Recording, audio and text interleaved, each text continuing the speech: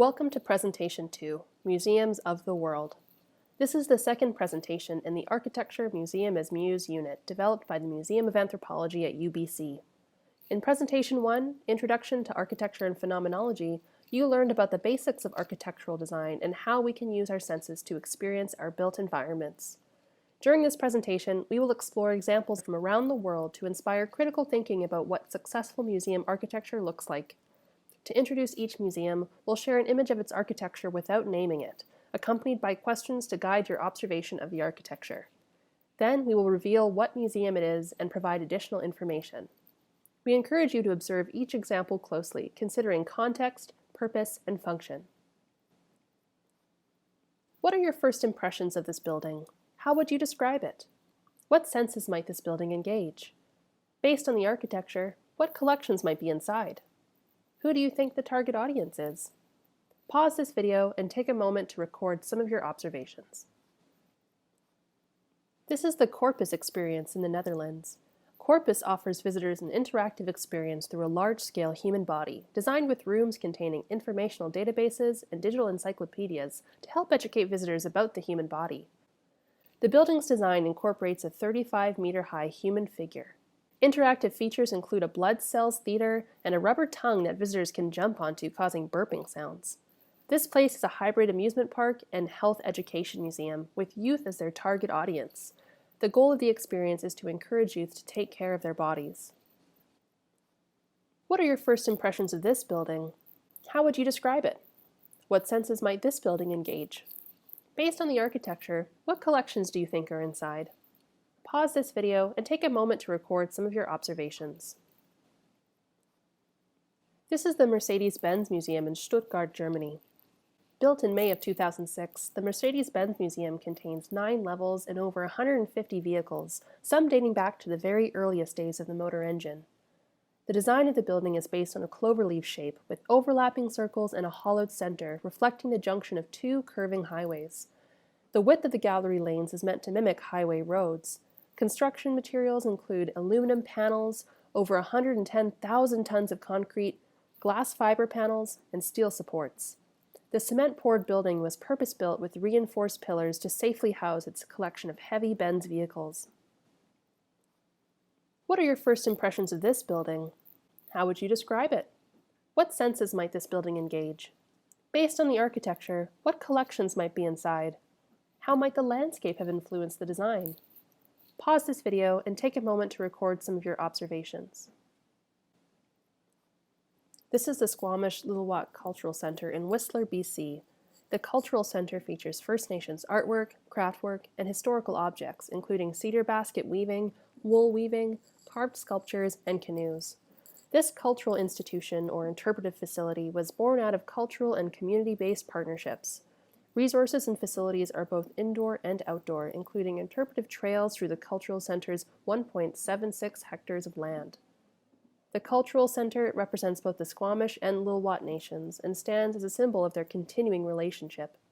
In 2001, the two nations signed a protocol agreement to formalize this relationship of cooperation and co-management of shared territory. The Cultural Center's First Nations village, which incorporates a Squamish longhouse and a Lil'wat ishkin or pit house, symbolically reflects the overlap of territory and spirit of partnership between the two nations. The buildings combine traditional and modern architectural elements, including the 5,000-year-old pit house design and a modern glass-windowed exterior facade. The Cultural Center buildings were designed by Indigenous architect Alfred Waugh. What are your first impressions of this building? How would you describe it? What senses might this building engage? Based on the architecture, what collections might be inside? Pause this video and take a moment to record some of your observations. This is the Mind Museum in Taguig in the Philippines, opened in March of 2012. The Mind Museum seeks to foster science literacy and engagement and offers an example of sustainable museum architecture. The museum contains 5 galleries showcasing separate yet connected science topics, including the universe, Earth, life, the atom, and technology. These galleries house over 250 interactive exhibits, providing hands-on learning opportunities for children and families. The museum is LEED Gold certified by the U.S. Green Building Council for Sustainable Design and Construction. The building was designed by architecture firm Laura Calma and Partners, led by Eduardo Calma, with assistance from lead consultants. Some of the sustainable features of the building include the use of collected rainwater and condensate water for cleaning, the use of an efficient HVAC system to reduce energy consumption, and the use of LED lights for the majority of their lighting system. The building's form is intended to reduce heat island effect, a phenomenon in which urban areas experience significantly warmer temperatures than rural areas due to city building materials and lack of plant life. To limit direct exposure to the sun, the Mind Museum's walls are slanted and the roof is curved and partially covered in vegetation. The building materials include recycled metals and landscaping supplies that were locally sourced. What are your first impressions of this building? How would you describe it? What senses might this building engage? Based on the architecture, what collections might be inside? Does this building inspire any emotional reactions? Pause this video and take a moment to record some of your observations. This is the Apartheid Museum in Johannesburg, South Africa. This museum displays the rise and fall of apartheid, the period of legislated systemic racial segregation that existed in South Africa from 1948 until its abolishment in 1991. The museum represents this difficult chapter of South African history up until the first democratic elections were held in 1994.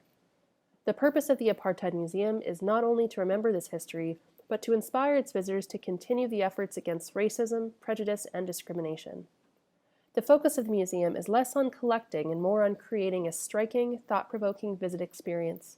Exhibits include film footage, photographs, text panels, and historical objects that illustrate lived experiences of apartheid and make the history personal. The Apartheid Museum is a single-story building of exposed concrete and brick, meant to create an institutional atmosphere reflective of the government-mandated social control of apartheid. At the entrance, visitors are confronted with a high red brick wall and two separate entrances, labeled whites and non-whites, where visitors are arbitrarily categorized and separated. Much of the interior space is confined and disjointed, meant to reflect the themes of incarceration, oppression, and social control. The beginning of the museum is dimly lit, with the lighting becoming progressively brighter as one walks through. At the end, more spacious areas are available for visitors to decompress from the emotionally taxing experience. Like many other museums that display difficult histories, the design is intended to create an unsettling, overwhelming, and disorienting experience to reflect the stories being told. Which design stood out to you from these 5 examples? Which buildings do you think best reflected their collections and mission? Which museum would you want to visit the most? Which buildings would you change? How and why? Pause this video and write down your responses to these questions. You have reached the end of Presentation 2, Museums of the World.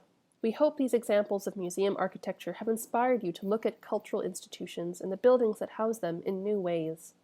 In Presentation 3, you'll learn about the renowned architectural design of the Museum of Anthropology at UBC.